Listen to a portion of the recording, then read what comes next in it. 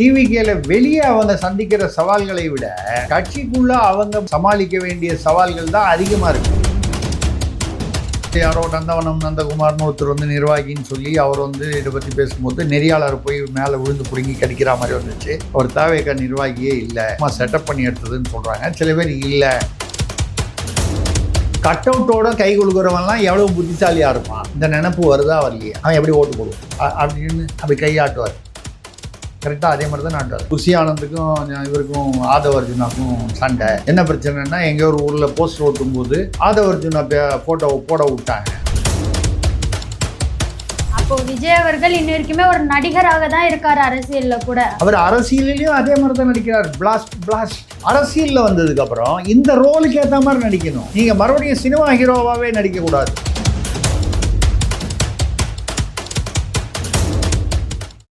காந்தம் மீடியா நேயர்களுக்கு வணக்கம். நான் உங்கள் விஜய் யாஸ்மின். இன்னைக்கு நம்மளோட கெஸ்ட் பத்திரிகையாளர் திரிசக்தி ஐயா அவர்கள் தான். வணக்கம் சார். வணக்கம்மா, சொல்லுங்க. சார் இருக்கீங்க? ஃபர்ஸ்ட் கிளாஸாக இருக்கேன். நீங்க எப்படி இருக்கீங்க? சொல்லுங்க. டிவிகே கட்சி ஆரம்பிச்சதுலேருந்து இன்னை வரைக்குமே நிறைய போராட்டங்கள் சவால்கள்லாம் கடந்து கட்சியை நடத்திட்டு இருக்காங்க. உங்களை பொறுத்த வரைக்கும் டிவிகேவோட செயல்பாடுகள் எப்படி இருக்கு? டிவிகே வந்து இது வரைக்கும், அதாவது எல்லா புதிய வரவுகள் மாற்றங்களை வந்து நம்ம என்றைக்குமே வரவேற்கணும். மாற்றமே இல்லாதது மாற்றம் ஒன்று தான் சொல்லுவாங்க. அந்த மாதிரி புதிய வரவுகள் எப்போவுமே அவங்கள நம்ம என்கரேஜ் பண்ணணும், சப்போர்ட் பண்ணணும்.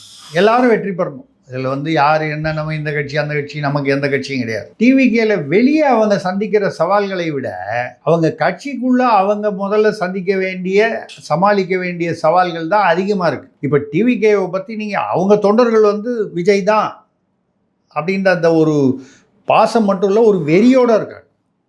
அந்த விஜய் முகத்தை பார்க்கணும். விஜய்ங்கிற அந்த அந்த ஒரு ஆளுமை அடையாளம், ஹீரோ, அந்த மாஸ் ஹீரோ. இந்த சினிமா தியேட்டரில் போய் அந்த இடத்துல வந்து 5 ரூபாய்க்கு வைத்தியம் பார்ப்பேன் டாக்டரு அப்படின்னு சொன்னோன்னா ஒயின்னு விசிலடிச்சு ஏந்து நின்று கை தட்டுறான் பாருங்க. அவன் அதே மனநிலையோடு இருக்கான். அவனை வந்து நீங்கள் இந்த அரசியல் மனநிலைக்கு கொண்டு வந்து ஒரு முதிர்ச்சி, ஒரு பக்குவம் கொண்டு வரணும். சினிமா தியேட்டரில் போய் கை தட்டுறதுக்கோ விசில் அடிக்கிறதுக்கோ வந்து ஒரு பெரிய பக்குவம் தேவையில்லை. இன்ஃபேக்ட் ஒரு குடும்பத்தோடு போகிறவங்க வந்து அப்படி யாராவது விசில் அடிக்கும் போது ஒரு மாதிரியாக பார்ப்பாங்க. நம்ம இன்றைக்கி வந்திருக்கக்கூடாதோ, இன்னொரு நாள் வந்திருக்கலாமோ அப்படின்னு நினைப்பாங்க. பெண்களோட போகிறவங்க, குடும்பத்தோடு போகிறோம். இப்போ டிவிகே பற்றி கேட்டீங்க. தமிழக வெற்றி கழகம்ங்கிறது சில பேர் வெளியில் பேசும்போது தமாஷான வெற்றி கழகம் அப்படின்னு பேசுகிற அளவுக்கு ஆயிடுச்சு. பாருங்கள், கரூர் நடந்தது ஒரு துயரமான சம்பவம். நம்ம அதை வந்து தமாஷுன்னு சொல்லலை. அங்கே வந்து நிச்சயமாக அவருடைய கவனக்குறைவு, சரியான நிர்வாகமின்மை, அந்த அனுபவமின்மை அங்கே வெளிப்பட்டுடுச்சு. அதை தாண்டி தமிழக அரசு, காவல்துறை என்ன பண்ணிச்சு, இதெல்லாம் தான் விசாரணையில் இருக்கு, விட்டுருவோம். நடந்த விஷயங்கள்லாம் பாருங்கள். தாவேகால வந்து திடீர்னு ஒரு ஆள் வந்து ஈரோட்டில் பார்த்தீங்கன்னா போலீஸ்காரை கடிச்சு விட்டார். இது ஒரு வித்தியாசமாக இருக்குது. இந்த கட்சியை பற்றி ஒரு என்ன அபிப்பிராயம் வரும் மக்களுக்கு? நீங்கள் உங்கள் தொண்டர்களை தாண்டி வெளியிலேருந்து ஓட்டு வாங்கினா தானே நீங்கள் ஜெயிக்க முடியும், அதுக்கப்புறம் ஆட்சி அமைக்க முடியும். மக்கள் விரும்பும் முதல்வர்னு நம்மளே சொல்லிக்கிட்டா, நானே வந்து மக்கள் நேசிக்கும் பத்திரிகையாளர் அப்படின்னு நானே ஒரு பட்டம் கொடுத்துக்கிட்டா, மக்கள் நேசிக்கிறாங்களா இல்லையான்றதை பொறுத்து தான். அப்போ பார்த்தீங்கன்னா போலீஸ்காரர் போய் கடிக்கிறார். அதாவது மற்றவர்களிடம், மற்ற கட்சிக்காரர்கள் அதை பற்றி பேசுகிறாங்க, பொதுமக்கள் பேசுகிறாங்க. அப்புறம் கூட ஏதோ ஒரு யூடியூப் நிகழ்வில், அந்த நிகழ்வில் வந்து யாரோ நந்தவனம் நந்தகுமார்னு ஒருத்தர் வந்து நிர்வாகின்னு சொல்லி அவர் வந்து இதை பற்றி பேசும்போது நெறியாளர் போய் மேலே விழுந்து பிடுங்கி கடிக்கிற மாதிரி வந்துச்சு. சில பேர் வந்து அது வந்து சும்மா ப்ராங்காக எடுத்தது, அவர் தாவேகா நிர்வாகியே இல்லை, சும்மா செட்டப் பண்ணி எடுத்ததுன்னு சொல்கிறாங்க. சில பேர் இல்லை, அவர் தாவேகா நிர்வாகின்னு சொல்கிறாங்க. அது உண்மையாக இருக்கும் பட்சத்தில் அது இன்னும் மோசம். போலீஸ்காரையும் கடிப்பாங்க, நெறியாளரையும் கடிப்பாங்க. அப்புறம் பார்த்தீங்கன்னா ஒரு இடத்துல விஜயோடைய கட் அவுட்டை போட்டு அவர் கையை நீட்டிக்கிட்டு இருக்கா மாதிரி. இது நிஜமாகவே நடந்தது. எந்த ஊரில் ஞாபகம் இல்லை, ஏதோ தென் மாவட்டத்திலே எங்கேயோ. என்னென்னா, விஜய் முன்னிலையில் வந்து கட்சியில் இணையிறாங்களாம். போய் வந்து விஜயோட அந்த கையை நீட்டிட்டு நிற்கிற மாதிரி கட் அவுட்டு, அந்த கையில் கையை வச்சு ஷேக்கான் பண்ணுற மாதிரி பண்ணிவிட்டு பக்கத்தில் ஒருத்தர் வந்து இந்த தாவேகா துண்டு போடுறார்.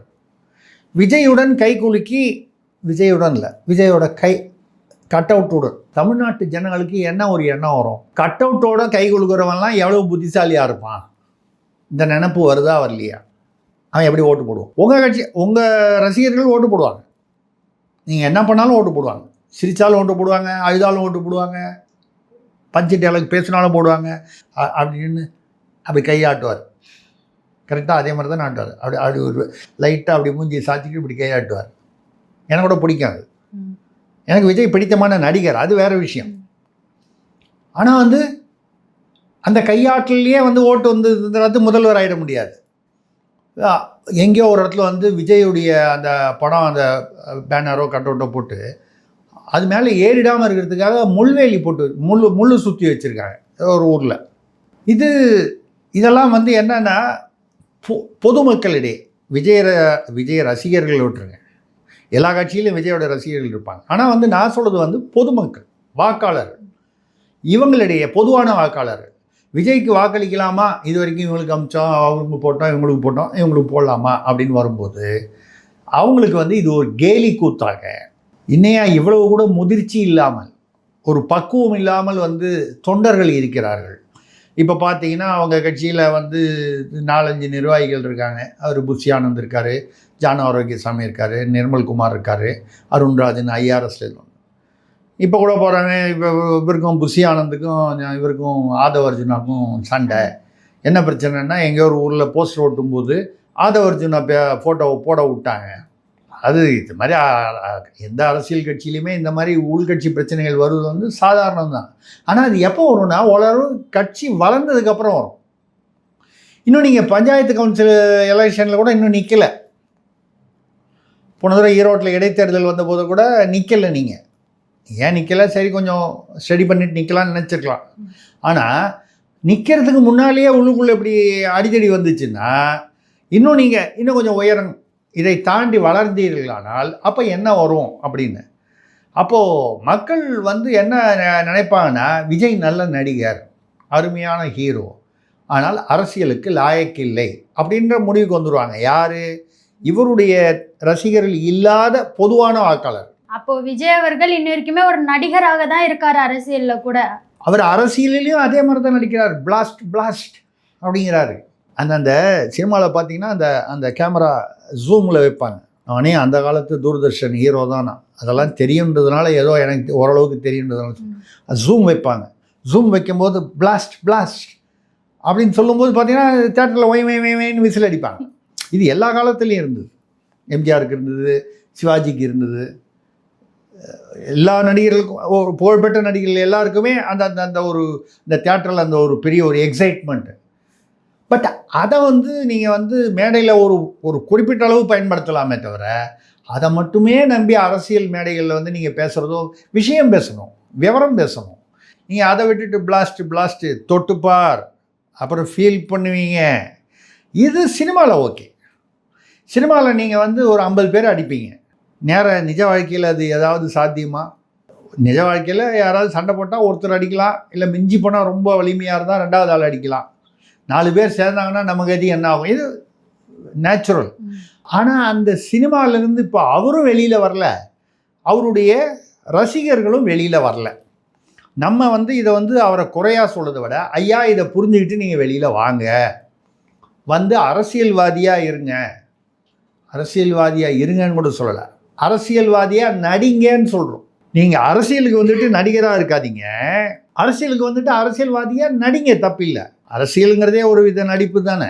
மேடையில் பேசுகிறவங்க எல்லாம் அந்த விஷயத்தை வந்து அவங்கவுங்க வந்து யாராவது அவங்க வீட்டில் கடைப்பிடிக்கிறாங்களா? சில பேர் மேடையில் பேசுவாங்க, பெண்களுடைய சுதந்திரத்திற்காக தாலி கட்டுறதெல்லாம் அடிமைத்தனம், தாலியை அறுத்து எரிய வேண்டும், தூக்கி எறிய வேண்டும் அப்படிலாம் சொல்லுவாங்க. மேடையில் ஒரு 4 பொம்பளைங்களை கூப்பிட்டு நிற்க வச்சு தாலியை அறுத்துட்டு பாருங்க சொல்லுவாங்க. ஆனால் அவங்க வீட்டில் போய் பார்த்தீங்கன்னா அவங்க மனைவியோ, அவங்க மருமகளோ, அவங்க மகளோ அவங்களாம் தாலி கட்டியிருப்பாங்க. இதுதான் மேடையில் நடிப்பது, அரசியல்வாதிகள் நடிப்பது. ஆனால் அந்த நடிப்பை பர்ஃபெக்டாக செய்கிறாங்க. நமக்கு என்ன வருத்தமாக இருக்குன்னா, விஜய்கிட்ட சினிமாவில் அவ்வளவு பிரமாதமாக நடிக்கிறாரு. விசில் அடிக்கிற அளவுக்கு மக்கள் வந்து ஒரு மிகப்பெரிய ஒரு ஃபாலோயிங் இருக்கிற அளவுக்கு. அரசியலில் வந்ததுக்கப்புறம் இந்த ரோலுக்கு ஏற்ற மாதிரி நடிக்கணும். நீங்கள் மறுபடியும் சினிமா ஹீரோவாகவே நடிக்கக்கூடாது, அந்தந்த கேரக்டருக்கு தகுந்த மாதிரி நடிக்கணும். இந்த கேரக்டர் அவர் இன்னும் நடிக்கிறதுக்கு வரல. அவர் இன்னும் சினிமா ஹீரோவாக தான் நடிச்சுக்கிட்டு இருக்காரு.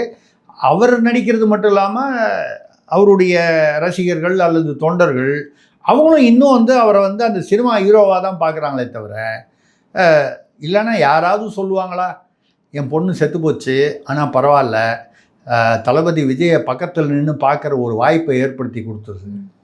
பொண்ணு போச்சுன்னா அந்த பொண்ணு வயசுக்கு வந்த பொண்ணு ஒரு ஏதோ 25 ஏதோ ஒரு வயசு பொண்ணு, இல்லை ஒரு வயசு குழந்தையா இருந்தால் கூட ஒரு உயிர் திரும்பி வருமா? அப்போ எந்த அளவுக்கு பக்குவம் இல்லாமல் இருக்காங்கன்றதுக்காக சொல்கிறேன். அதனால தான் இப்போ வந்து என்ன ஆயிடுச்சுன்னா, நீங்கள் கேட்ட கேள்விக்கு பதில் சொல்லணுன்னா, விஜய்க்கு வந்து சவால் என்பது வெளியே இல்லை, அவருக்கு பிரச்சனை உள்ளுக்குள்ளே தான் இருக்குது. இதை சால்வ் பண்ணாமல் அவரால் வந்து எந்த எதிரியையும் எதிர்கொள்ள முடியாது. நம்ம போட்டிருக்கிற இதுலேயே வந்து அதாவது போட்டிருக்கிற ட்ரெஸ்ஸிலேயே நீங்கள் உள்ளுக்குள்ளே ஒரு நண்டுவாகலி இருந்துச்சுன்னு வச்சுங்க, நீங்கள் உட்காரவும் முடியாது, எந்திரிக்கவும் முடியாது, அது உள்ளே போட்டு குறைஞ்சிக்கிட்டே இருக்கும். எங்கேயாவது ஒரு பூச்சி பூந்துருச்சுன்னா உடம்புல. அந்த மாதிரி நீங்கள் வந்து உள்ளுக்குள்ளே இருக்கிற பிரச்சனைகளை முதலில் வந்து களைந்தால்தான் நீங்கள் வந்து வெளியில் உள்ளவங்களை எதிர்க்க முடியும். இல்லைன்னா என்ன ஆகிடும், ரொம்ப அதாவது என்ன சொல்கிறது, மக்களிடம் வந்து தமாஷான வெற்றி கழகம் அப்படிங்கிற மாதிரி நாளடைவில் அது வந்து இப்போ சொல்கிற ஆரம்பிக்கிறது நிலைப்பட்டு விடும். அவர் அதிலிருந்து அரசியலுக்கு வர வேண்டும், வந்து வெற்றி பெற வேண்டும் என்பது நம்மளுடைய எண்ணம். அவருக்கு வாழ்த்துக்கள். டிவிகே சம்மந்தப்பட்ட நிறைய விஷயங்களை பகிர்ந்ததுக்கு நன்றி சார். மிக்க நன்றிம்மா, வணக்கம்.